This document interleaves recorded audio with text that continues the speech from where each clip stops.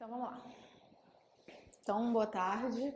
A gente vai ver hoje a terceira parte do conteúdo de farmaco. Essa terceira parte vai englobar interações farmacológicas, noções de prescrição, normas de prescrição e os protocolos clínicos, né, do Andrade, que não tem muita tradição em cair, na verdade nunca caíram e provavelmente não cairão da forma como eles estão escritos, porque muitos protocolos se chocam com os livros da especialidade, né? Então, o Andrade sugeriu que você tome tal medicação uma hora antes da extração de um dente. Pode chocar com o miloro. Então, se for cair, vai cair o do miloro, entende? Então, eu vou, dentro dos protocolos do Andrade, vou pontuar aquilo como uma revisão da parte mais básica do Andrade, que é o que tende a cair, mas eu trouxe os protocolos inteiros de qualquer maneira, certo? Para a gente ver o livro na íntegra. Bom, essa parte é uma parte que já caiu e é uma parte interessante, que é a parte de interações farmacológicas adversas. Então, interações são quaisquer modificações na intensidade e duração da resposta de um fármaco devido à ingestão de outro fármaco, álcool ou substância. Então, as interações podem ser boas ou ruins, dependendo do que você almeja. Elas podem ser farmacocinéticas ou farmacodinâmicas, isso a gente viu na nossa primeira parte da aula, sobre o que é farmacocinética, o que é farmacodinâmica.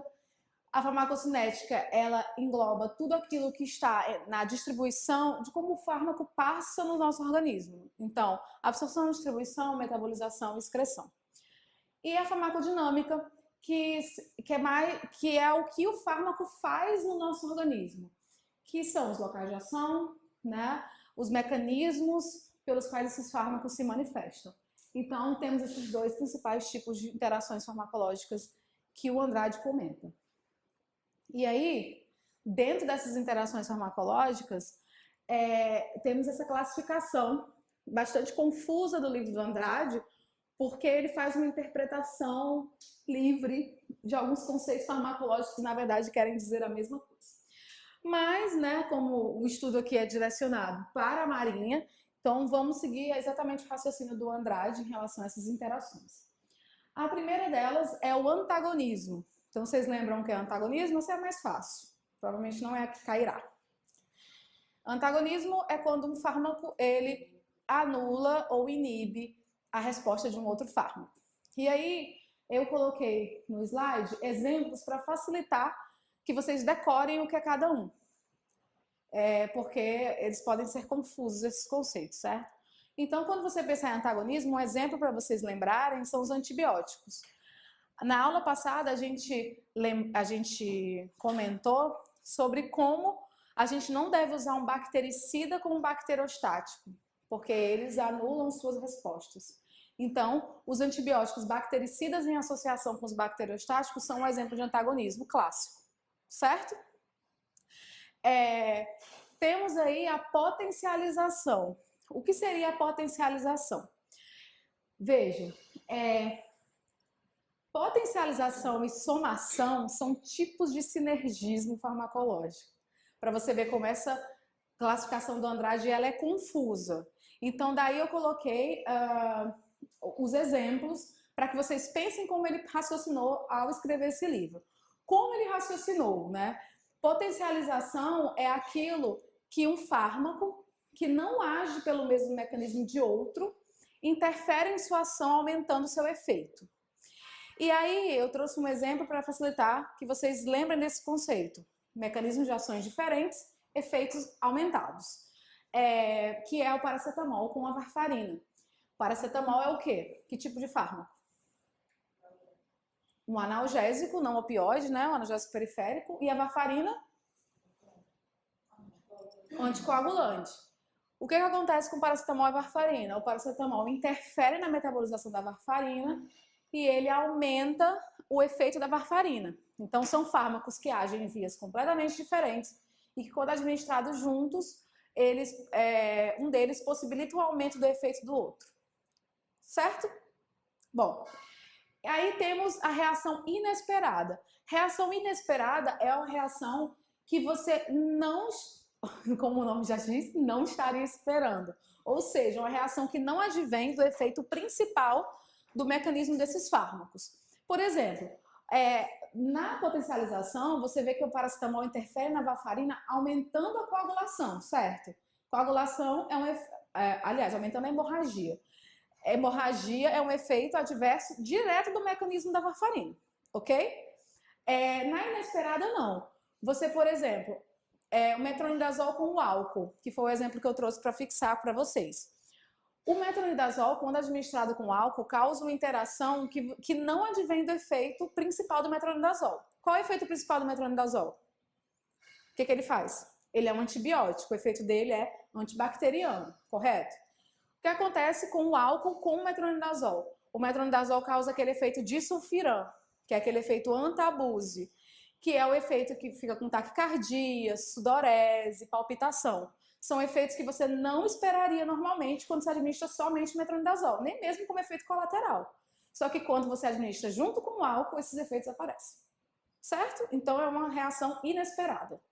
É um exemplo de reação inesperada. Até aí, tranquilo? Bom, e aí você tem a somação. Somação, por que eu coloquei asterisco? Porque em livros de farmacologia, essas coisas são basicamente as mesmas, tá? Por isso que quando vocês estão lendo o livro do Andrade, muitos alunos confundem. Mas no Andrade são coisas diferentes. Por isso que eu trouxe os exemplos para pontuar, mais uma vez. Somação. Você tem dois fármacos que agem, tem o mesmo efeito clínico, né? Tem a mesma finalidade e juntos eles potencializam um efeito, certo? É como se fosse um efeito chamado de aditivo, mas que o Andrade chama de somação, certo? Como um exemplo aí tá a codeína com paracetamol. São dois analgésicos, um central e um periférico, que juntos somam seus efeitos, certo? Atuam de uma forma aditiva. E você tem um sinergismo, que também em vários livros de farmacologia é sinônimo de somação, de potencialização, enfim. Mas segundo o Andrade, né, o sinergismo é quando você administra dois fármacos que juntos eles vão acima da resposta máxima daquele fármaco isolado. E aí eu coloquei um exemplo para você lembrar, se cair, né, esses conceitos, não vai cair um exemplo. Pelo tipo de fechadinho que são as questões da Marinha. Por quê? Porque o Andrade não dá exemplos, certo? Esses exemplos são meus para ajudar a fixar, porque confunde. Então, se cair, vai cair assim. O tipo de interação em que dois fármacos anulam a resposta um do outro. Aí cai, potencialização, B, blá, blá, blá, certo? Então, lembrem que no sinergismo, quando você administra um anestésico sozinho, ele não consegue chegar na sua resposta máxima. Daí você usar um vasoconstritor, que ajuda com que ele chegue na sua resposta máxima, promovendo uma maior retenção daquele fármaco no local. Certo? Então, em relação a esses exemplos, tentem associar os exemplos às definições, porque facilitam no decoreba mesmo. Certo? Alguma dúvida em relação a isso? Essa é a parte mais complicada do capítulo, porque envolve conceitos. As outras partes, elas envolvem coisas que a gente até já conhece muito na clínica, que são as interações propriamente ditas.